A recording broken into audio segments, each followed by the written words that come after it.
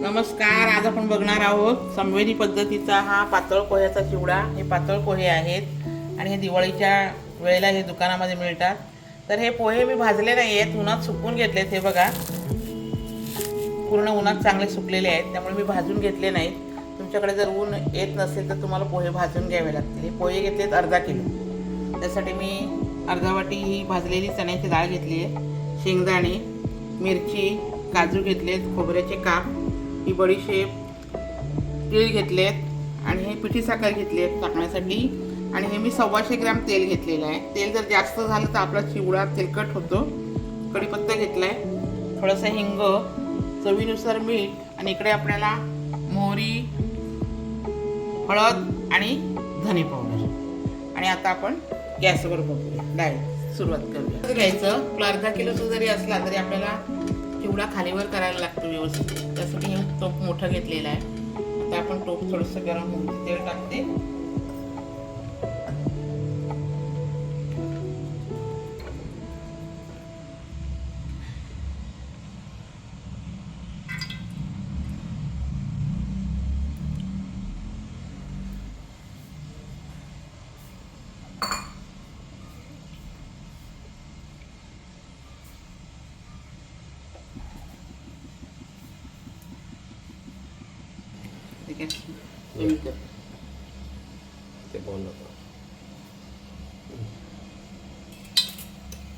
मोहरी टाकते,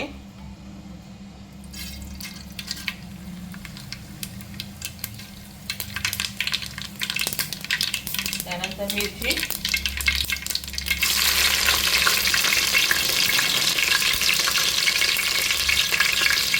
कढीपत्ता,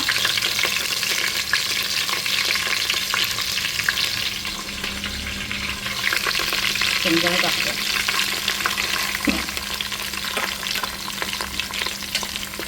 आणि भाजलेली चण्याची डाळ, काजू तुकडे, तीळ, बडीशेप,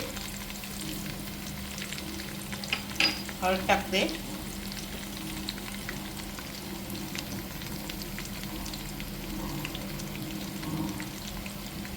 आणि आता खोबऱ्याचे काप शेवटी टाकते.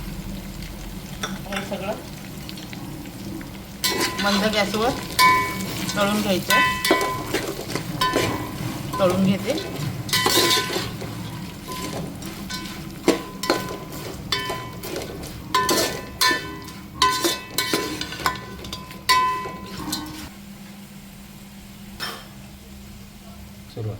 हे बघा, आपल्या आता खोबरं लालसर झालेलं आहे. जास्त खोबरं लाल करायचं नाही, तर मग खोबरं लागते कडू. आता मी ह्याच्यामध्ये टाकते धने पावडर,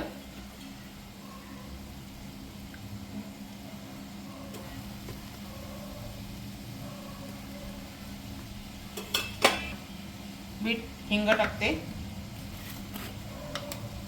थोडंसं हिंग टाकते,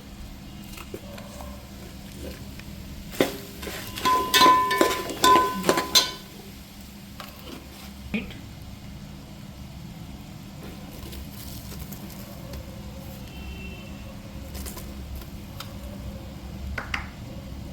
आणि आता गॅस बंद करते.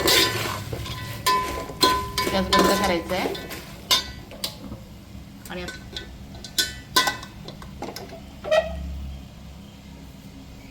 ह्याच्यामध्ये आपण पोहे टाकतो. चालू करते. पोहे टाकते,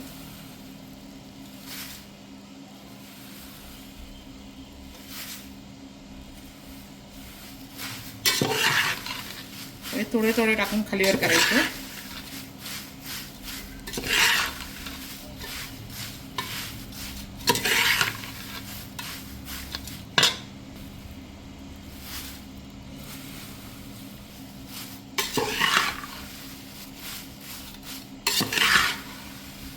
खालीवर केलेलं आहे पूर्ण आणि आपलं पूर्ण पोळ्याला आपल्याला सगळं सामान लागलेलं आहे. आता मी त्याच्यामध्ये टाकते पिठी साखर. त्याप्रमाणे तुम्ही टाका.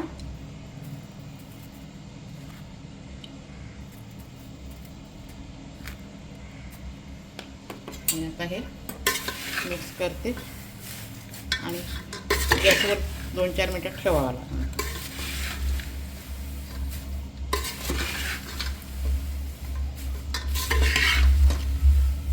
पण गॅसवर ठेवलेलं आहे.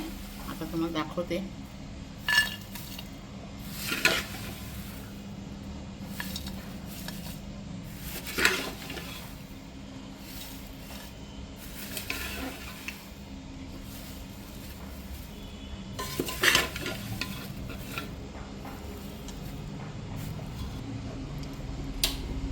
हे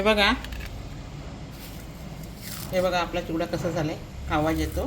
हा संपेपर्यंत मऊ पडत नाही. असं तुम्ही बनवा, खा आणि स्वामीजी रेसिपीला सबस्क्राईब करा. धन्यवाद. श्री स्वामी समर्थ.